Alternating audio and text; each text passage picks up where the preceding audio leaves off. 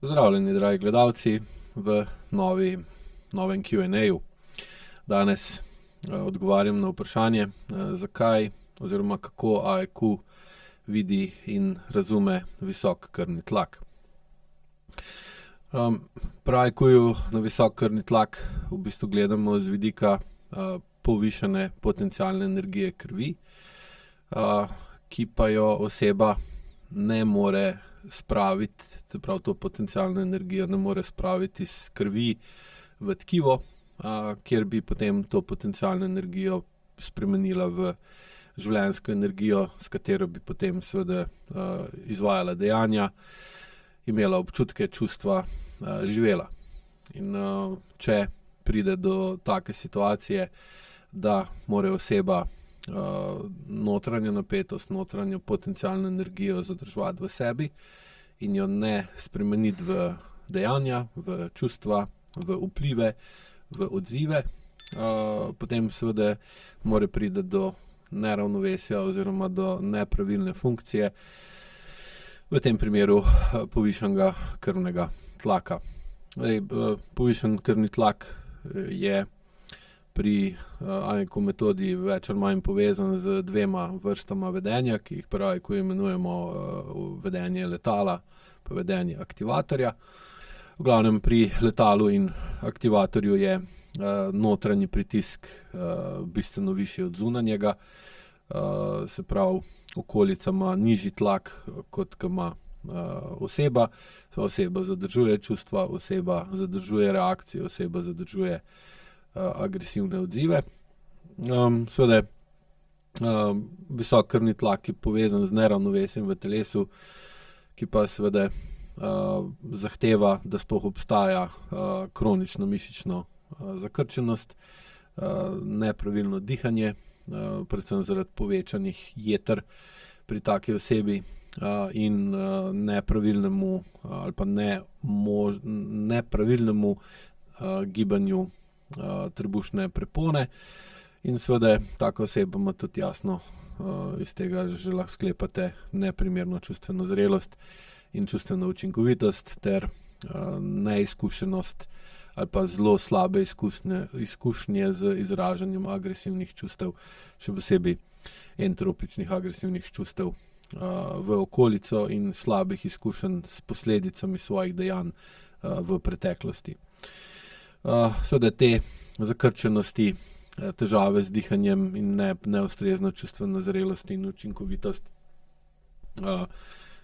so posledica nezavednih vzorcev vedenja, ki jih običajno oblikujemo že ali pa prenesemo nase že v otroštvu. Zaradi tega je tudi dostikrat povišan krvni tlak prenosljiv ali pa prenesen iz starša na otroka, ker lahko pa sklepamo ali pa na nek način rečemo, da je tudi potem deden.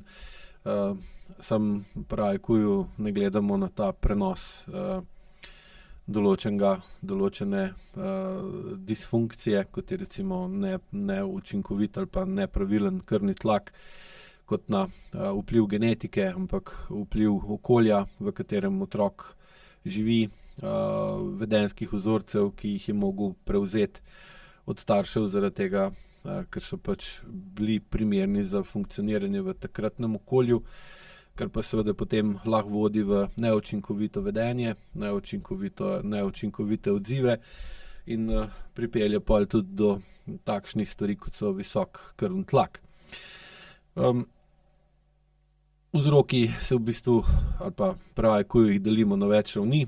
Prvi je kronična, kot že rečeno, kronična napetost mišic, ki omogoča vzpostavitev kroničnega oklepa. Kroničen oklep ali pa neprepustna membrana je pa potrebna zato, da ima lahko oseba v svoji notranjosti višji krvni tlak, kot je v njegovi okolici. Recimo podobno kot avtomobilska guma, ta, se pravi kronična mišična napetost, ustvari v telesu sloj, ki je enakovreden recimo avtomobilski pnevmatiki, in ta avtomobilska pnevmatika omogoča, da imate lahko v avtomobilski gumi višji tlak kot okrog avtomobilske gume. To vsakič lahko vidite, ko greste na bencinsko črpalko preverjati tlak v gumah in dopumpate in imate recimo v gumah 2,2, 2,3, 2,5 bara tlaka, kar pomeni, da je notranji tlak precej višji od zunanjega in če recimo predrete gumo ali pa guma eksplodira, lahko tudi to opaste in podobno, ko recimo eksplodira guma, lahko tudi recimo oseba, ki ima notranji tlak povišan, eksplodira in takrat se v bistvu vede lahko nasilno ali zelo agresivno, histerično, nevrotično, manično, veliko variant je. In seveda v takem primeru je taka oseba ni najbolj primerna ali pa prijetna za biti z njo. Recimo možno pa je, da če je aktivator, da njegova eksplozija je zelo lahko zabavna in koristna in aktivatorji so zelo zaželeni na recimo družabnih dogodkih, so zelo zabavni, znajo spraviti v smeh ali pa v neko bolj aktivno mobilizirati druge ljudi, recimo. In seveda, če te kronične mišične napetosti ni, potem tudi tega oklepa ni in če oklepa ni, potem notranji tlak ne more biti višji od zunanjega. Je tako, kot če bi hoteli imeti povišan tlak v kolesih avtomobila, pa ne bi imeli gum. Ista stvar. Pa druga raven je disfunkcionalno dihanje, ker ima oseba previsok notranji tlak, tako krvni kot splošen. Je potem seveda tudi težje vdihniti, še posebej vdih je problem pri takih ljudeh, ker ima v trebušni votlini visok tlak in potem trebušna prepona ne more iti dol v trebušno votlino, kar pomeni, da ne more povečati prsni koš in s tem pljuča in je vdih omejen. Običajno je tudi, te ljudje imajo ponavadi plitko dihanje, kar pa za sabo potegne konstantno kronično aktivacijo simpatičnega živčnega sistema, kar pomeni boj ali beg, ne, in to še dodatno zvišuje raven stresa in posledično dviga krvni tlak. Pa seveda pa taki ljudje, ki imajo visok krvni tlak, kar pomeni, da se ne znajo učinkovito odzvati na določeno situacijo in urediti stvari, jim gre veliko stvari na jetra in imajo zaradi tega tudi povečana jetra, in povečana jetra otežujejo ali pa onemogočajo premik trebušne prepone dol proti medenici, kar spet onemogoča pravilno dihanje in zato je recimo pri zmanjševanju ali pa odpravljanju kronično povišanega krvnega tlaka z uporabo AIKO metode pomembno tudi AIKO dihanje, ki ga učijo učitelji AIKO metode 2, skozi štetje, skozi izdih in podobne ostale pristope, ki povečujejo mobilnost prsnega koša pa trebušne prepone. Oseba ima potem kronično čustveno neravnovesje oziroma neprimerno čustveno zrelost pa neprimerno čustveno učinkovitost, ker seveda v sebi ima veliko potlačenih, popačenih čustev, blokad, zamir, travm, pride pol seveda odraža se ta čustvena zakrčenost potem tudi v telesni zakrčenosti, kar spet privede do oklepa, kot sem prej rekel. Na ta način se oseba ščiti pred vplivom iz okolja, pa okolje ščiti pred vplivom iz svoje notranjosti, kar pa seveda spet poveča napetost v telesu in spet vpliva na povišan krvni tlak. Še posebej recimo neizražena čustva jeze ali pa hrepenenja povečujejo napetost v prsnem košu in s tem v bistvu negativno vplivajo na dihanje in na kardiovaskularni sistem in povzročajo povišan krvni tlak. Vse skupaj oklep, povišana napetost mišic, nepravilno dihanje, neustrezno vplivajo ali pa vodijo v neustrezno držo, neustrezno gibanje telesa, oseba je bolj okorna, ponavadi se drži pretirano pokončno, ima zelo močno napet zadnji del telesa, ker je skozi pripravljena na dejanja, ne naredi pa dejanje in se potem zatakne v refleksu zelene luči. Torej tudi njena drža in gibanje takšno togo, odrezavo, bolj kotaleče in jasno, da pa tem tudi tako gibanje ne more sproščujoče vplivati na to osebo in je oseba vedno redkeje sproščena in je potem seveda tudi ne more niti sprostiti krvnega tlaka oziroma ga s tem znižati. Zaradi vse te trdosti in togosti je tudi nezmožna prilagoditve in spreminjanja.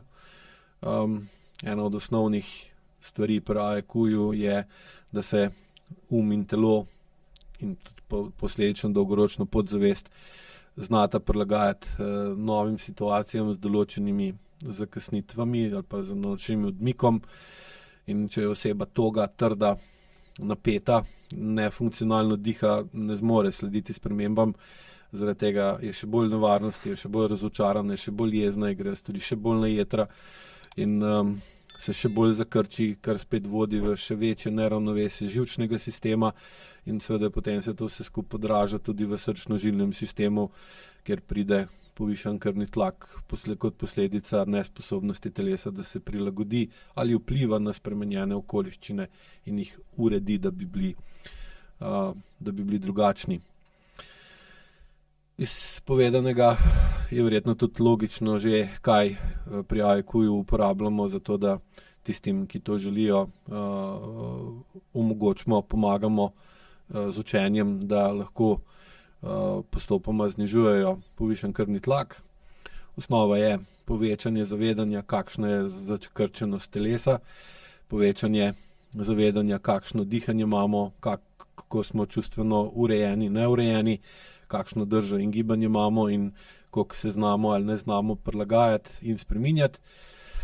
Potem je pa skozi učenje teorije, skozi učenje vaj, izvajanje vaj, gremo v vedno manjšo motorno amnezijo in vedno bolj lahko zavestno vplivamo na to, da določene stvari drugače speljemo, drugače se učimo uporabljati agresivna čustva, vplivati na okolje, da tisto, kar nas moti, ovira, ogroža in omejuje, urejujemo. Pa pri visokem krvnem tlaku je še dodatno pomembno definirati, kakšen je partnerski odnos, ker običajno je nefunkcionalen in partnerju dviga tlak. In seveda potem v takem partnerskem odnosu pričakovati, da bo prišlo do dolgoročnega zdravega znižanja krvnega tlaka, je iluzija.